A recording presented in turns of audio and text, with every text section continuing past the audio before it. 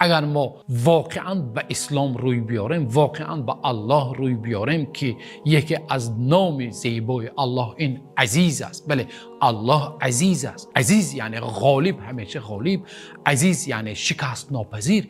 الله هرگز شکست نمیخورد و الله بسیار قوی است و تمام عزت از الله است. بنابراین الله چی میگوید در قرآن کریم؟ الله میگوید اگر کسی عزت را، سربلندی را بخواهد، تمام عزت در چه است؟ در الله است. امروز ما و شما گرچنده که بعضی جهت ها و بعضی نفرها ما و شما را میخواهند خوار و ذلیل کنند، با هر لقب ها، با هر تهمت ها، امروز ملت عزیزی ما و شما را میخواهند خوار و ذلیل کنند، اما ما و شما باید سرمان را برداریم و با اسلام خود و با ایمان خود را عزیز احساس کنیم. ما و شما عزتمند هستیم.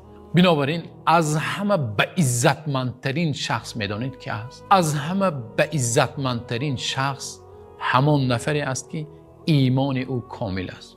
یکی از دانشمندان میگوید انسانی که ایمانش قوی است او عزیز است. هر قدری که ایمانش قوی تر میگردد همانقدر عزیزتر میگردد.